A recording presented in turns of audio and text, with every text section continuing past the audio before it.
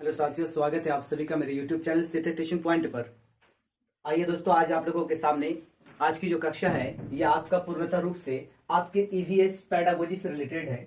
मैंने आपके जो पिछली कक्षाएं दी थी वो आपके ईवीएस के थीम से रिलेटेड सभी इंपोर्टेंट पॉइंट थे। आज मैं आप लोगों के सामने ईवीएस के पेडागोजी का क्लास लेकर आपके सामने प्रस्तुत हूँ, जो आपके सीटेट के लिए बहुत ही वेटफुल होगा। आइए एक एक करके हम लोग जानते हैं, और हर एक टॉपिक से आपका 1 से 2 प्रश्न अवश्य पूछा जाता है और आपको इन प्रश्नों को जानना बहुत ही जरूरी होता है। तो आइए एक एक करके हम लोग जानते हैं। सबसे पहले आपके सामने है शिक्षण की प्रणाली। हम लोग आज पढ़ेंगे सबसे पहले शिक्षण की प्रणाली। शिक्षण की प्रणाली क्या क्या होती है, तो हम लोग सबसे पहले जानते हैं राजतंत्रात्मक शिक्षण प्रणाली। याद रखिएगा क्या, तो राजतंत्रात्मक शिक्षण प्रणाली की अगर हम लोग बात करें, इस शिक्षा को आप क्या कहते हैं, इस प्रणाली को आप कहते हैं शिक्षक केंद्रित शिक्षा। इस प्रणाली को क्या कहते हैं, तो शिक्षक केंद्रित शिक्षा कहते हैं। और आपको बता दूं इसका क्या क्या उद्देश्य होता है, क्या केंद्र होता है। याद रखिए, इसके केंद्र में कौन होता है, शिक्षक होता है। और इसका जो व्यवहार होता है एकात्मक व्यवहार होता है, और विधि इसकी क्या होती है, तो कठोर होती है। अब ये तीनों पॉइंट को जान लेते हैं। शिक्षक केंद्रित क्या होता है, और एकात्मक क्या होता है, और कठोर क्या होता है। याद रखिए, शिक्षक केंद्रित का मतलब हुआ जिसमें बालक नहीं बल्कि शिक्षक क्या हो, वहां पर सर्वोपरि हो, अर्थात शिक्षक बालक को जो पढ़ाए वो पढ़ना पड़ेगा। और एकात्मक का मतलब हुआ जिसमें बालक और शिक्षक दोनों सक्रिय न हो, सिर्फ शिक्षक ही सक्रिय हो, तो इसका मतलब ये एकात्मक शिक्षा है, अर्थात जिसमें किसी एक व्यक्ति का ही क्या चल रहा हो, उसके मन से शिक्षा दी जा रही हो। और दूसरा हम लोग जानते हैं विधि के बारे में। विधि कठोर, अर्थात उसमें शिक्षक बालक को आदेश निर्देश देता है और उस आदेश का पालन करने के लिए उसके साथ वो कठोर व्यवहार करता है। याद रखिएगा। और दूसरा हम लोग जानते हैं लोकतंत्रात्मक शिक्षण प्रणाली के बारे में। लोकतंत्रात्मक शिक्षण प्रणाली क्या होता है, इस शिक्षण प्रणाली को आप क्या कहते हो, तो बाल केंद्रित शिक्षण प्रणाली, जो कि आपका एनसीएफ 2005 और आपका एनईपी 2020 भी इसे मानती है। याद रखिएगा कि ये क्या होता है, लोकतंत्रात्मक शिक्षण प्रणाली, इसी को कहते हैं बाल केंद्रित शिक्षण प्रणाली। अब जानते हैं इसके केंद्र में कौन होता है, तो याद रखिएगा इसके केंद्र में होता है आपका बालक। और कहता है इसकी विधि क्या होती है, तो मानवीय विधि होती है। और व्यवहार क्या होता है, तो अंतःक्रिया होता है। अब देख लीजिए, यहां पर मानवीय विधि का मतलब हुआ अर्थात मानव के द्वारा उनके विचार को महत्व देना। यहां पर मानव से मुराद है बालक। याद रखिएगा, इसमें बालक से मुराद है, अर्थात इसमें आपको जो आपका राजतंत्रात्मक शिक्षण प्रणाली था ये आपका एकात्मक था, और ये बालक का क्या है, मानवीय विधि को दर्शाता है, अर्थात इसमें बालक और शिक्षक दोनों मिलकर कार्य करता है। और क्या व्यवहार, इसका अंतःक्रिया, जब किसी 2 व्यक्ति या 4 व्यक्ति या बच्चे समूह में एक साथ किसी कार्य को करते हैं तो वो आपका कहलाता है क्या, तो अंतःक्रिया कहलाता है। अब इसके बाद हम लोग जानेंगे अगला हस्तक्षेप शिक्षण प्रणाली। किसको जानेंगे, हस्तक्षेप शिक्षण प्रणाली। ये क्या होता है, इसी शिक्षण प्रणाली को आप कहते हैं क्या, रचनात्मक शिक्षण प्रणाली। अगर आपसे ऑप्शन इसमें पूछ लिया जाएगा किस प्रकार कि राजतंत्रात्मक शिक्षण प्रणाली को क्या कहते हैं, ऑप्शन में आपको दे देगा क्या, बाल केंद्रित शिक्षण प्रणाली, आपको दे देगा रचनात्मक शिक्षण प्रणाली, आपको दे देगा शिक्षक केंद्रित प्रणाली, और आपको कह देगा इनमें से कोई नहीं। तो याद रखिएगा कि राजतंत्रात्मक शिक्षण प्रणाली को ही आप क्या कहते हैं, तो शिक्षक केंद्रित प्रणाली, और लोकतंत्रात्मक शिक्षण प्रणाली को ही आप कहते हैं बाल केंद्रित शिक्षण प्रणाली। अगर आपसे पूछ ले कि हस्तक्षेप शिक्षण प्रणाली को हम क्या कहते हैं, ऑप्शन में आपको ये चारों दे दे, तो याद रखिएगा कि रचनात्मक शिक्षण प्रणाली कहते हैं हम किसको, तो हस्तक्षेप शिक्षण प्रणाली को। आप कहते हैं कि इसके भी केंद्र में कौन होता है, तो बालक होता है। और विधि क्या होती है, तो रचनात्मक होता है। व्यवहार कैसा होता है, तो स्वतंत्र होता है। रचनात्मक आप समझ लेते हैं, रचनात्मक का मतलब होता है बालक अपने अनुभव द्वारा किसी क्रिया का रचना करना, अर्थात बालक खुद से करके सीखे, है ना, यही क्या कहता है, इसे करके सीखने वाली शिक्षण प्रणाली भी कहते हैं। याद रखिएगा, हस्तक्षेप शिक्षण प्रणाली को क्या कहते हैं, 2 नाम से इसको जाना जाता है, रचनात्मक शिक्षण प्रणाली, या आप याद रखिएगा करके सीखने वाला प्रणाली, अर्थात जिसमें बालक को क्या किया जाता है, स्वतंत्र किया जाता है। बालक अपने अनुभव को, पूर्व ज्ञान को जोड़कर कुछ नई ज्ञान की रचना करता है। याद रखिएगा। अब इसके बाद हम लोग बात कर लेते हैं शिक्षण के जो प्रकार होते हैं। सबसे पहले हम लोग बात कर लेंगे औपचारिक शिक्षा। औपचारिक शिक्षा क्या होता है, याद रखिएगा, ये औपचारिक शिक्षा के लिए आपको निश्चित उद्देश्य अर्थात निश्चित मकसद होना चाहिए, और निश्चित आपका समय, निश्चित स्थान, और आपका विषय विशेषज्ञ, पाठ्य पुस्तक तथा स्कूली शिक्षा। अगर इसकी हम बात कर लें तो आपका जो औपचारिक शिक्षा होता है ये पूर्णतः रूप से आपका किस पर, तो याद रखिएगा स्कूली शिक्षा पर निर्भर होता है, क्योंकि स्कूल में आपका उद्देश्य भी निश्चित होता है, और आपका समय स्कूल जाने का, और आपका निश्चित स्थान आपका जहां पर स्कूल है, विषय विशेषज्ञ आपका बुक, और आपके शिक्षक और पाठ्य पुस्तक होता है आपका। अगर आपसे पूछ ले कि औपचारिक शिक्षा किसके अधीन होता है तो याद रखिएगा वो है आपका स्कूली शिक्षा। अब इसके बाद हम लोग बात कर लेते हैं अनौपचारिक शिक्षा के बारे में। अनौपचारिक शिक्षा क्या होता है? अनौपचारिक शिक्षा स्वाभाविक शिक्षा है, याद रखिएगा। सहपाठी अधिगम इसका उदाहरण है। अब कहता है कि ये जन्म से मृत्यु तक चलता है। अब हम लोग जान लेते हैं थोड़ा अनौपचारिक शिक्षा के बारे में। आपको बता दूं, एक बालक है वो बालक कहीं जा रहा था और अचानक से क्या हुआ, वो गिर गया, और वो गिरा तो उसे एहसास हुआ कि हम गलत दिशा में चल रहे थे जिसके कारण हम गिर गए। या कोई एक बालक होता है अपने घर में माता पिता या किसी के भी, अब याद रखिए, अगर वो जेब से क्या करता है 1 रुपये चुरा लिया तो उसे क्या होता है, उसके माता पिता उसे कभी पिटाई वगैरह भी कर देते हैं, जिससे देखकर कभी जो आपके घर में दूसरे बच्चे होते हैं वो इस चीज को सीख लेता है कि वो अगर पैसे चुराया तो जिसकी वजह से उसे पिटाई हो गई, तो दूसरा बच्चा क्या करता है, कभी इस तरीके का कार्य करने को नहीं सोचता। तो अर्थात आप उसको कभी नहीं बताया कि पैसे चुराना गंदी बात है या ऐसा करोगे तो पिटाई हो सकती है, इस तरीके का आपने नहीं बताया, बल्कि वो किसी दूसरे बच्चे को देखकर इस तरीके की शिक्षा को ग्रहण कर पाया, वही शिक्षा आपका कहलाएगा क्या, तो स्वाभाविक शिक्षा। अर्थात इसका उदाहरण है क्या, आपके बच्चे जब सहपाठी अधिगम करते हैं, अर्थात ये आप खेल का ही मैदान ले लो, खेल के मैदान में कोई बालक अगर गाली बोलता है जिसे दूसरे बच्चे उसकी जमकर पिटाई कर देते हैं, तो दूसरा बच्चा देखता है गाली बोलने से उसकी पिटाई हो गई, हम आइंदा कभी गाली नहीं बोलेंगे, हो सकता है कि हमारी ही पिटाई हो जाए। तो इस तरीके से वो बच्चा किसी दूसरे को देखकर ये शिक्षा ग्रहण किया, यही शिक्षा आपका कहलाएगा क्या, तो अनौपचारिक शिक्षा। अब दूसरा हम लोग बात कर लेते हैं निरौपचारिक शिक्षण की।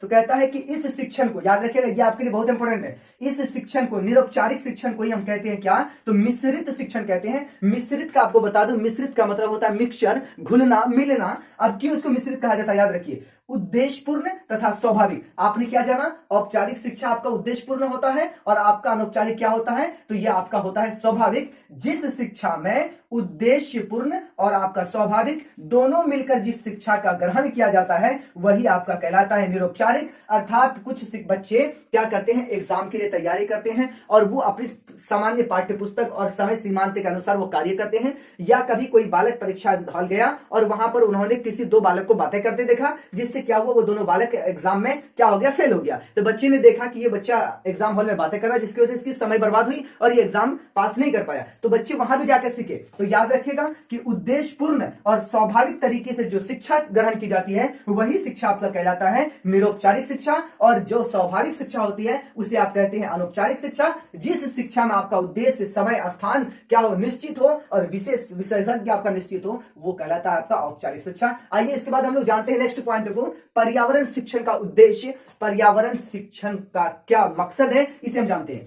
पर्यावरण शिक्षण कहता है कि स्कूली जीवन को बाह्य वातावरण से जोड़ना। याद रखिएगा ये वाला वर्ड को, बाह्य वातावरण और स्कूली जीवन, इसको याद रखिएगा। ये आपका एनसीएफ भी यही कहता है कि स्कूली शिक्षा को बाह्य वातावरण से जोड़ना। तो आइए हम लोग जानते हैं इसको। सबसे पहले स्कूली शिक्षा का मतलब, जब बालक स्कूल पहुंचता है तो वो अपने साथ अपने समाज से, अपने परिवार से, अपने माता पिता से कुछ अलग अलग प्रकार के अनुभव लेकर पहुंचता है। बालक अपने आस पड़ोस में कुछ पशु पक्षी को देखता है, बालक अपने आस पड़ोस में कुछ मित्र सहपाठियों को देखता है, बालक अपने आस पड़ोस में अलग अलग प्रकार के पेड़ पौधे, अलग अलग प्रकार के पत्तियों वाले वृक्ष देखता है। जब बालक स्कूल पहुंचता है, अगर बालक को हम डायरेक्टली उसके परिवेश के अलावा किसी दूसरे परिवेश में से जोड़ने का कोशिश करते हैं तो बालक आपका उस जगह पे क्या होता है, उस जगह पर बालक के समझ में कुछ नहीं आने लगती है।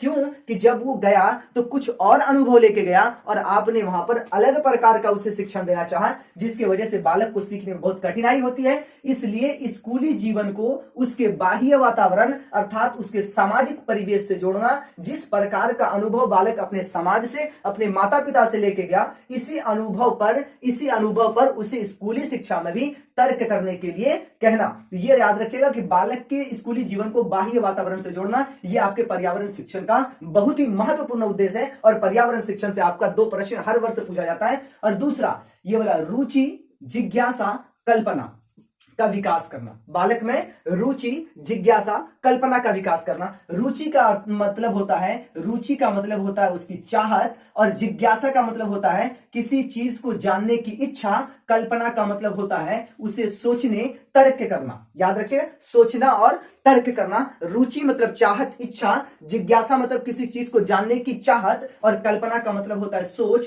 तर्क या विचार आप इसे कह सकते हैं। तो आपको बता दूं, मैं आपको एक वाक्य बताता हूं। जिस तरीके से अगर मैं बोल दूं कि मैं कहीं जा रहा था, मैंने एक बड़ा ही खतरनाक मोमेंट देखा जिसकी वजह से मैं बहुत ही परेशान हो गया, तो आप क्या करोगे, आप यहां सोचने लग जाओगे कि क्या ऐसी घटना हुई थी जो इस तरीके से आप बता रहे हैं, तो इसका कारण क्या होगा, आपके अंदर इसको जानने की क्या होगी, रुचि। अगर मैं कहूंगा कि मैं आपको ये कहानी नहीं बताऊंगा आगे, तो आप सोचने लगोगे, आपको जानने की चाहत होने लगेगी, आखिर हुआ तो हुआ क्या, है ना, आपको जानने की इच्छा होने लगी, नहीं सर आप बताइए। लेकिन मैं फिर भी कहूं कि नहीं बताऊंगा, तो आप करोगे क्या कि जब इतना भयानक मोमेंट सर बता रहे हैं, तो इसका कारण होगा कि कुछ ही भयानक ही हुआ होगा, अर्थात आप अपने माइंड में कुछ अलग प्रकार की घटना की कल्पना करने लगेंगे, सोचने लगेंगे। तो कहने का मतलब हुआ कि बालक को जब स्कूली शिक्षा के लिए आप तैयार करते हैं, तो बालक के जो भी पाठ्य पुस्तक हैं उनको इस तरीके से तोड़ ममोड़ के बालक के सामने प्रस्तुत करना, ताकि बालक को उस विषय में क्या होने लगे, रुचि, और बालक के लिए जानने का करे इच्छा।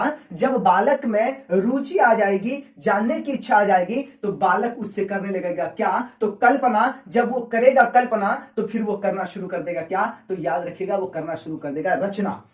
अब दूसरा कि बालक में संवेदनशील का विकास करना। संवेदनशील का मतलब होता है बालक के अंदर खुद पर विश्वास, खुद पर भरोसा कि मैं ये कर सकता हूं, ये मैं हर हाल में कर सकता हूं। बालक को जब आप उसे जिज्ञासा, रुचि और कल्पना उसके अंदर विकास कर देंगे, तो बालक के अंदर खुद ब खुद क्या आ जाएगी, संवेदनशीलता आ जाएगी। मैं बात कर लूं बालक में अनुकूल मनोवृत्ति का विकास करना। याद रखिएगा दो वर्ड को, अनुकूल और मनोवृत्ति, याद रखिएगा।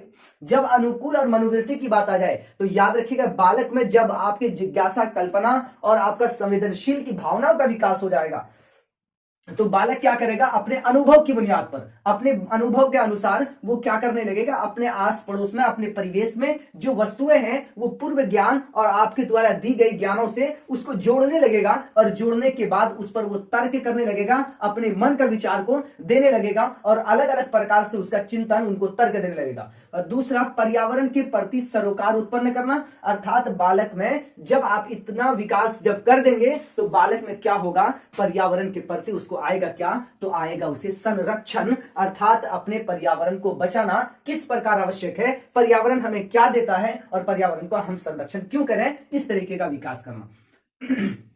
अब दूसरा जान लेते हैं हम लोग, पर्यावरण शिक्षण में समस्या समाधान क्या क्या होता है। याद रखिएगा, अगर आपके पर्यावरण शिक्षण में, अर्थात पर्यावरण के शिक्षण को ग्रहण करने में, अगर कोई बालक, आपको बता दें, अगर कोई बालक आपस में लड़ाई कर ले कक्षा में, अगर कोई बालक आपसे कहे, तो याद रखिए कि सबसे पहले अगर कोई आए आपको क्या, तो समस्या, समस्या का उसके बाद आपका है निदान। तो याद रखिएगा, अगर आपके बालक का कोई समस्या आपके पास आए, तो पहले उसका आप कार्य करिएगा क्या, तो निदान। निदान का मतलब होता है कि बालक के समस्या का कारण जानना। जब बालक की समस्या आए, तो आप उसको सबसे पहले उसका निदान जानिए। निदान का मतलब उसका कारण कि यह समस्या आया क्यों। जब आप बालक की समस्या जान गए, समस्या का कारण जान गए, तो फिर आप करोगे बालक का क्या, तो करोगे उसके समस्या का समाधान किस प्रकार, या उसके अभिभावक को बुलाओगे, या किसी और प्रकार से आप उसे क्या करेंगे, उस समस्या के समाधान को करने का प्रयास करेंगे। अब हम दूसरा बात कर लेते हैं, एकीकृत उपागम। यह आपका बहुत इंपॉर्टेंट है, एकीकृत उपागम।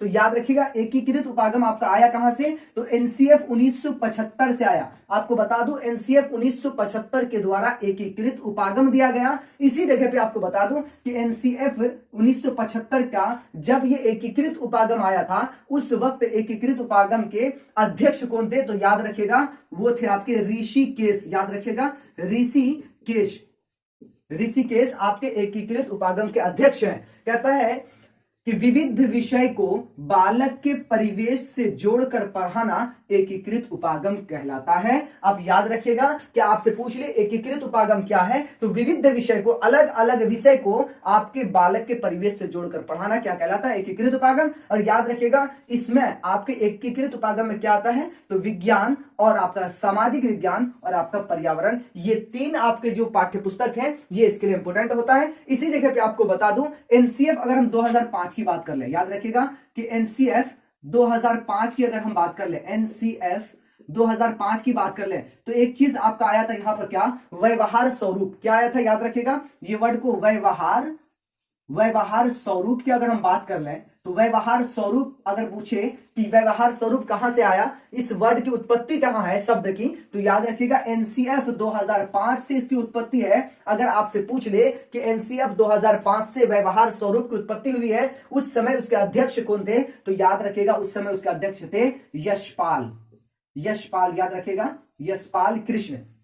अब दूसरा हम लोग जान लेते हैं एकीकृत उपागम के प्राथमिक स्तर पर क्या क्या होता है। तो याद रखिए एकीकृत उपागम आपका जो प्राथमिक स्तर है अर्थात 1 to 5, याद रखिएगा 1 to 5 में आप याद रखिएगा 1 से 2 क्लास में बालक के क्या नहीं होती है, पुस्तक नहीं होती, बुक नहीं होती है, और 3, 4, 5 में आपके क्या होता है, पुस्तक। अब यहाँ पर सवाल बनती है कि जब बालक के 1, 2 क्लास में पुस्तक नहीं होती है तो वो पढ़ता है किस प्रकार, तो याद रखिएगा उसमें पुस्तक नहीं होती बल्कि उसका होता है पर्यावरण, और पर्यावरण को सीखा किस प्रकार जाता है, तो याद रखिए उसका मुख्य 2 किताबें होती है। पहला होता है भाषा, दूसरा होता है गणित। इसी भाषा और गणित को मिलाकर इसको कराया जाता है किसका अध्ययन, तो पर्यावरण का। क्योंकि जब आप भाषा की बात करते हैं और गणित की बात करते हैं तो आप बालक के बुक में देखते होंगे क्या, तो गणित में उसके जिस प्रकार से बना रहता है, जैसे ये एक पक्षी है इस तरीके से बना रहता है, 4-5 पक्षी बना दिया, कहा इसको गिन के आप काउंटिंग करो, तो अर्थात बालक को गणित के विषय के द्वारा पक्षियों का ज्ञान दिया गया। और भाषा की जब अगर हम बात करें तो भाषा में बालक को कुछ